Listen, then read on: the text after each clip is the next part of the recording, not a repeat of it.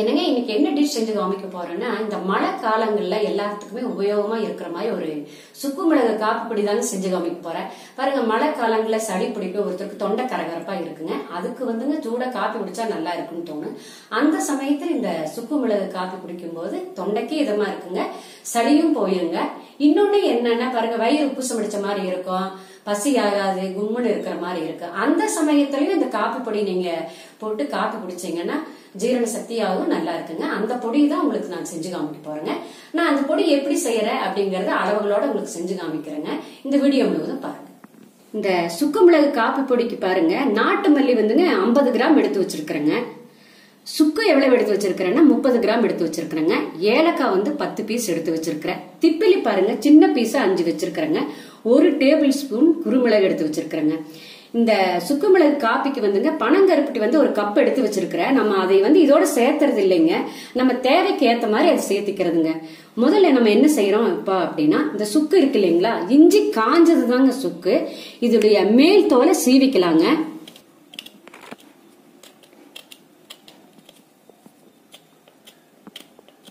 சுக்கு பாருங்க, இந்த மாதிரி தோல் சீவிட்டுங்க. இது இடிகளில் சேர்த்திக்கலாங்க. இதே மாதிரி எல்லா சுக்கையும் தோல் சீவி இடிகளில் சேர்த்திருங்க. தோல் சீவ சுக்கையெல்லாம் இடிச்சுக்கலாங்க. மிக்சியில போடும்போது இடிபட நல்லா அரையாதுங்க. அதனால என்ன பண்றோம்னா நல்லா இடிச்சிடலாங்க. சுக்கு பாருங்க, இடிகள்ல போட்டு நல்லா இடிச்சு எடுத்து வச்சாச்சுங்க. அடுத்தது என்ன செய்யறோம்னா, ஒரு தவா ஒண்ணு எடுத்து வச்சுக்கோங்க.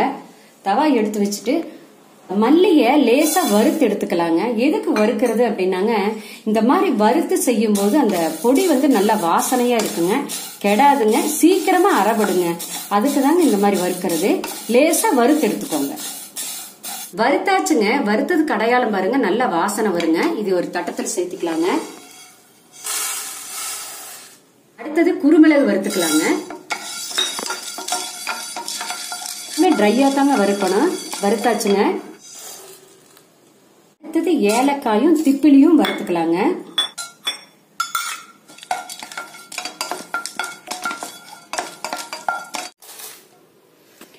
என்ன செய்யறீங்கன்னா, அடுப்பு ஆஃப் பண்ணிருங்க. அந்த தவா ஹீட்லயே நம்ம இடிச்சு வச்சிருக்கிறோம் இல்லைங்களா சுக்கு, அதை ஒரு பெரட்டிக்கோங்க. பாருங்க, இந்த மாதிரி லேசா ஒரு பெரட்டினா போதும். இவ்வளவுதாங்க. பாருங்க, இதெல்லாம் நல்லா ஆறுன பிறகு மிக்சியில போட்டு பொடி பண்ணிக்கலாங்க. நல்ல பவுடர் மாதிரி அரைச்சு எடுத்துக்கோங்க. நைஸா பவுடர் பண்ணியாச்சுங்க. அடுத்து நான் என்ன செய்யறேன்னா, இந்த பொடியை வச்சு உங்களுக்கு காப்பி வச்சு காமிக்க போறேங்க. தண்ணி பாருங்க நல்லா கொதிக்க ஆரம்பிச்சிருச்சு. இப்ப நம்ம என்ன செய்யறோம்னா பாருங்க, 1 டம்ளருக்கு 1 டீஸ்பூனுங்க, 2 டம்ளர் தண்ணி ஊற்றி வச்சிருக்கேன். 2 டீஸ்பூன் போட்டுக்கோங்க. போட்டுட்டு நல்லா கொதிக்கணுங்க. அப்ப கொதிக்கும் போது தாங்க அந்த சத்தெல்லாம் அந்த தண்ணியில இறங்கும். நம்ம அரைச்ச பொடி பாருங்க அவ்வளவு வாசனையா இருக்குங்க. இல்ல கொதிக்க விட்டுருங்க. நல்லா கொதிக்குதுங்க. இப்ப என்ன செய்யறீங்கன்னா, பனங்கருப்பட்டி இதோட சேர்த்துக்கலாங்க.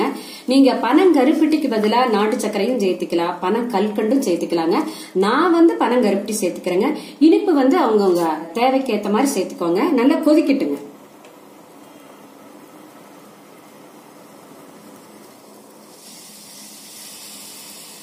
இவ்வளவுதாங்க. அடுப்பு ஆஃப் பண்ணிருங்க. ஆஃப் பண்ணிட்டு இதை ஃபில்டர் பண்ணிக்கலாங்க.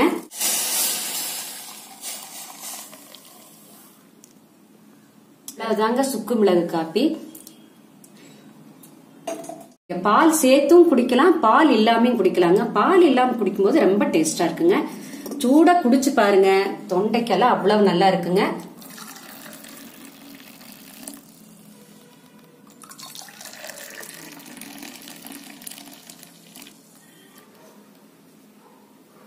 பாருங்க, இந்த பொடியை ஆறுன வரைக்கும் இந்த மாதிரி ஒரு கண்ணாடி பாட்டில போட்டு வச்சிருங்க. நல்ல வாசனையா இருக்குங்க, கெடவும் கெடாதுங்க. இதுல சேர்த்திருக்கிற பொருள் எல்லாம் பாருங்க நல்ல சத்தானதுங்க. இந்த வாதம், பித்தம், கபம் இதெல்லாமே சரி செய்யக்கூடியதுங்க. நீங்க சளி பிடிச்சா மட்டும் குடிச்சா ஆகாதுங்க, தினமுமே நீங்க சுக்கு காப்பி வச்சு குடிக்கலாங்க. இந்த வீடியோ பிடிச்சிருந்தா மத்தவங்களுக்கு ஷேர் பண்ணுங்க, சப்ஸ்கிரைப் பண்ணுங்க.